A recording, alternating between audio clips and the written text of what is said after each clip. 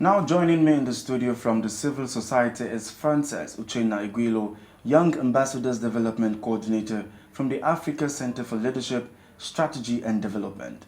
You're welcome to BTV Prime Time. Thank you for having me. Yes. To start with, politics is getting heated but spiced up at the same time. What comes to mind? Well, so many things come to mind, and it brings to mind the question, are we really ready for democracy? Because we know for democracy over time has evolved, and with the level of election we are at now, is this the level we should be at? And looking at the 2015 election and now coming to what we had just recently, it brings to mind if there is forward movement or a sort of backward movement, because it looks like we just had a step, a step forward and 5 steps backwards. So it's embarrassing to actually see what has happened over time, and we realize that citizens that we are so eager because when you look at the outcome of those who went to pick up their voters card and those who actually came out to vote, and then when it came to the governorship election, you see the massive voter apathy. It tells you that so many things happened along the way to actually reduce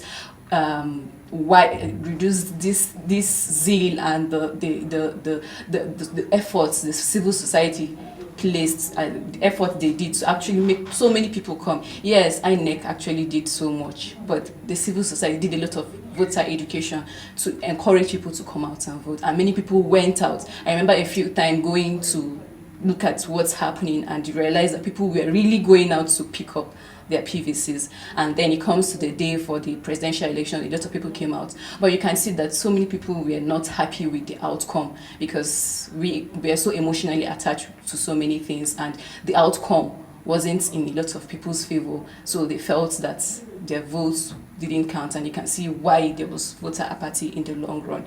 And so many things that came up, even with the fact that we prepared for it, the postponement did so much. So many things come to mind, and we hope that INEC would do better in the long run. Now, looking at the issue of inconclusive elections in different states, what does it mean for Nigeria as a country? One, financially, it has drawn us back so much. First of all, there was postponement, meaning that so many logistics issues came to play, and meaning that there was extension, and now with the fact that there are inconclusive election, so it means that there will be need for more logistics. There will be need for more of the all the equipment needed for people to vote. It means that more of this will be brought back again. So when we look at the amount we spent over 200 billion to just conduct the entire election. So with this issue now coming into place, it means that a lot of taxpayers' money will be used to do this election again. So it comes back to the fact that a lot of resources are being wasted. Is there value for money? Is there value for what we have spent? So it's something we are hoping that INEC would do more. We bring back the confidence citizens have in them, and also would help make the election more credible.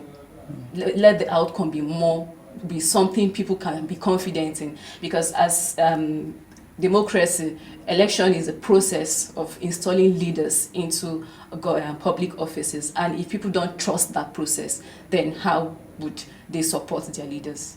Oh, okay. Now I'm looking at the orientation by the civil society to Nigerians and going out to exercise the voting franchise and the whole issues, the postponement, the inconclusive elections.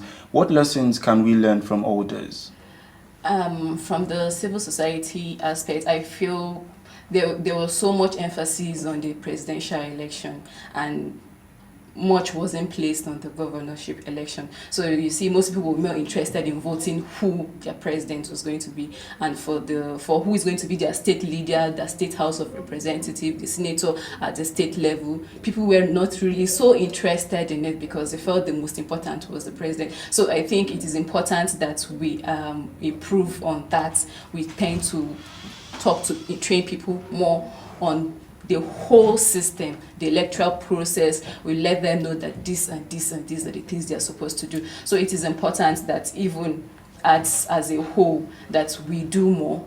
NOA too did their own part, but more can be done because of the voter apathy that's the effect of the voter apathy. We can see how results were collated. One of the stations where I observed, over 1,005 persons came out for presidential, but for the local governments, that's the AMAC, we realized that just less than 300 persons. So you can see the sharp difference. You can see that people were really, really not interested in coming out. They've lost confidence. It got to the point that the security operative in the particular area were going out with mics and telling people to come back, to come and vote. And some people walked in lackadaisically and said they were just doing this because they were morally obligated to do it, but they don't think their vote counts. So it is important that INEC restores back this confidence people have in them, like that of the 215. People came out because of what happened then, and they expected more. So it is important that INEC does that. Okay, now supplementary elections have been fixed for March 23rd. What's your anti-voter apathy message to Nigerians? I'll talk to Nigerians and tell them, yes, it looks like there was an expectation and it was not met. But because that expectation isn't met, doesn't mean that you should leave your duty as a citizen. Election and voting are part of duties of a citizen. We are supposed to come out and vote and elect leaders, so that tomorrow you can hold them accountable and say you didn't do this and you did this. So it is important that we come out and vote the right person and vote people who would hold public office and who will make Nigeria a better place. So I encourage every Nigerian, no matter how bad you feel, no matter how disappointed you feel, no matter how the society might look like, it is important that you come out and cast your vote. And it is important too that we stand by it and stay to the end and see that our votes count at the end of the day. Okay. Finally, what are your expectations from the 9th Assembly? Well, I can see so many new faces and old faces. I'm hoping that a lot of bills which have been the civil society have been pushing for over the years, that the new assembly will look into it critically and address most of the important issues that have been placed at their table. And we hope that with that they will be able to we'll be able to pass this bill and make Nigeria a better place. So I'm being hopeful that they'll do better than